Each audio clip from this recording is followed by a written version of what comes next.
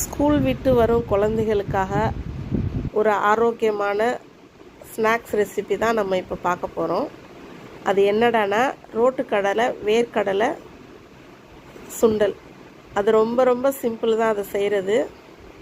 நம்ம இதுக்கு சீக்கிரத்துலேயே பெரிய இது இப்போ கண்ணெடுத்து ஒரு கேரட்டு, பெரிய கேரட்டும் எடுத்து துருவி வச்சுக்கிட்டோம். ஒரு பெரிய வெங்காயத்தை எடுத்து துருவிக்கிட்டோம். உங்கள் வீட்டில் இருந்துச்சுன்னா நீங்கள் கருவேப்பிலை, கொத்தமல்லி எல்லாம் பொடியாக நறுக்கி கட் பண்ணது போட்டுக்கோங்க.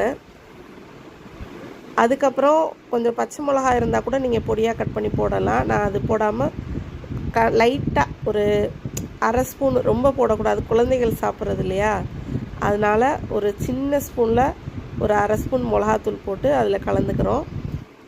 அதுக்கடுத்து அதுக்கு தேவையான அளவு உப்பையும் நம்ம போட்டுருவோம். இது போட்டுட்டு நம்ம வேர்க்கடலை என்ன பண்ணிடுவோன்னா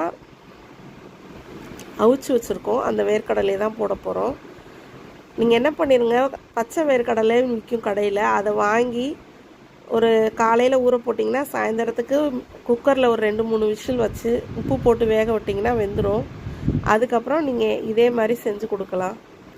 குழந்தைகளுக்கு ரொம்ப ரொம்ப ஆரோக்கியம், ரொம்ப இது. அதே மாதிரி நீங்கள் எப்போ இதை பிள்ளைகளுக்கு கொடுக்க போகிறீங்களோ இதை எல்லாம் ரெடி பண்ணி வச்சுக்கோங்க மதியானமே.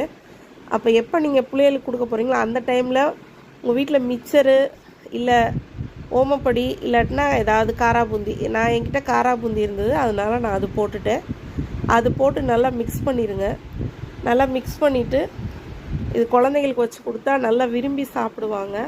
இது ரொம்ப ரொம்ப ஆரோக்கியமாகவும் இருக்கும். கேரட்டு, வெங்காயம், வேர்க்கடலை எல்லாம் ரொம்ப சத்து, புரோட்டீன் சத்தும் அதில் அதிகமாக இருக்குது. கண்டிப்பாக நீங்கள் உங்கள் பிள்ளைகளுக்கு செஞ்சு கொடுங்க. பெரியவங்களும் சாப்பிட்லாம், ரொம்ப நல்லது.